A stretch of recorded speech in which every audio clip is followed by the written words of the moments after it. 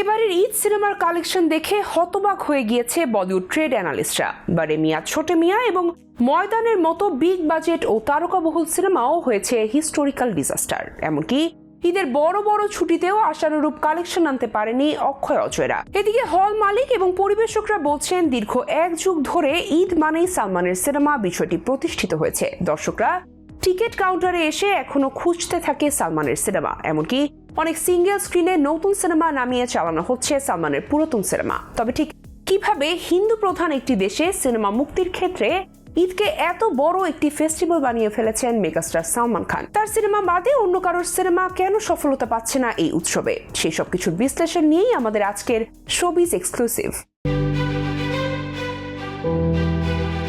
একটা সময় ভারতে শুধুমাত্র দিওয়ালিকেই সিনেমা মুক্তি দেওয়ার জন্য বড় উৎসব হিসেবে বিবেচনা করা হতো। তবে এই দৃশ্যপট পাল্টে যেতে থাকে 2010-এর পর। সেবার ঈদে মুক্তি পায় সালমান খানের ইতিহাস সৃষ্টিকারী সিনেমা দাবাং। সিনেমাটি এত বড় ব্লকবাস্টার হয় যে ঈদ হয়ে ওঠে সালমান খানের জন্য সৌভাগ্যের প্রতীক। এর আগের বছর ঈদে অবশ্য ওয়ান্টেড সিনেমা দিয়ে সালমান বড় কামব্যাক করেছিল, তবে রাজত্বের শুরুটা মূলত দাবাং সিনেমা দিয়েই। এর পরের বছরগুলোর ঈদে বডিগার্ড, এক থা টাইগার, কিক, বজরঙ্গি ভাইজান, সুলতানের মতো বিগ ব্লকবাস্টার দিয়ে সালমান হয়ে ওঠেন ঈদ উৎসবের একমাত্র রাজা। ঈদে সালমানের সিনেমার জন্য দর্শকদের পাশাপাশি হল মালিক এবং ডিস্ট্রিবিউটররাও অপেক্ষা করতে থাকে। প্রতিটি ঈদে সালমানের সিনেমাগুলো হয়ে ওঠে তার ভক্তদের জন্য ঈদ উপহার। এমনকি ঈদে সালমানের যেসব সিনেমা বাজি পারফর্ম করেছে, সেই রেস 3, টিউবলাইট, কিসি কা ভাই কিসি কি জান সিনেমাগুলোর কালেকশনও অনেক তারকার হিট সিনেমার থেকে বেশি। সালমানের সিনেমা শুধু ঈদে মুক্তি পায় দেখে অনেকে তার সমালোচনাও করতেন, তবে সালমান নিজেই যে এই ঈদ ফেস্টিভ্যালকে সিনেমা মুক্তির জন্য জনপ্রিয় করেছেন তার প্রমাণ মিলেছে 2024 সালে। ঈদে মুক্তিপ্রাপ্ত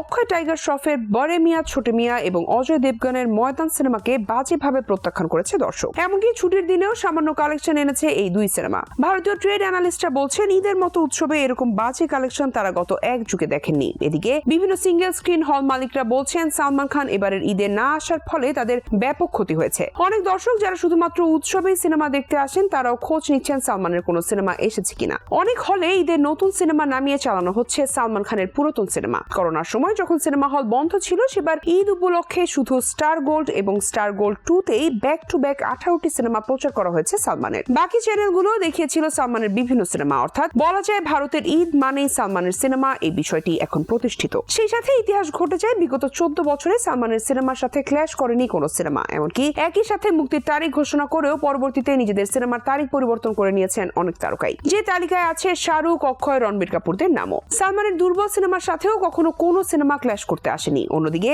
শাহরুখ খানের ক্যারিয়ারের সবচেয়ে সেরা বছরে তার ডাঙ্কি সিনেমার সাথে ক্ল্যাশ করেছে প্রভাসের সালার। গত দশকে শাহরুখের রাইস, দিলওয়ালে সিনেমাগুলো ঋত্বিকের কাবিল এবং রণবীর কাপুরের বাজিরাও মাস্তানির সাথে সরাসরি ক্ল্যাশ করেছিল। এমনকি রাইস সিনেমাটি ঈদে মুক্তি দেবার কথা থাকলেও সালমান খানের সুলতান সিনেমার ঘোষণা আসার পর রাইস সরে যায়। সালমানের সিনেমার সাথে কোন সিনেমার ক্ল্যাশ করাকে আত্মঘাতী বলে মনে করেন ভারতের বেশিরভাগ ট্রেড অ্যানালিস্টরা। দেশটির সবচেয়ে জনপ্রিয় সিনেমা বিশ্লেষক তারান আদর্শ মনে করেন সালমান খান মাস অডিয়েন্সের সবচেয়ে বড় সুপারস্টার। সালমানের অতুলনীয় ফ্যান বেজের কারণে সিঙ্গেল স্ক্রিনগুলোতে তার একচ্ছত্র আধিপত্য বজায় থাকে। সালমানকে নিয়ে ভক্তদের এই উন্মাদনাকে তারান আদর্শ সেলম্যানিয়া ট্যাগ দিয়েছেন। সালমান খানকে বলিউডের সবচেয়ে বড় ক্রাউড পুলার বলে মনে করেন তারান আদর্শ। তবে সালমান খান এবার ঈদে আসতে না পারলেও পরবর্তী ঈদে আসার প্রতিশ্রুতি দিয়েছেন। এবারকার ঈদেই ভক্তদের জন্য ঈদ উপহার হিসেবে পরবর্তী সিনেমার ঘোষণা দিয়েছেন। তামিলের জনপ্রিয় পরিচালক মুরুগা দোসের পরিচালনায় সিকান্দার নামের সিনেমায় দেখা যাবে সালমানকে। সাজিদ নাদিয়াতওয়ালা প্রযোজিত অ্যাকশন প্যাকড ড্রামাটিক এন্টারটেইনার সিনেমাটি মুক্তি পাবে আগামী ঈদ উল ফিতরে। অ্যাকশনের পাশাপাশি রোমান্স ও ইমোশনেও ভরপুর হতে যাচ্ছে সিকান্দার। আগামী মাসে শুটিং ফ্লোরে যাবে সালমান খানের এই সিনেমা।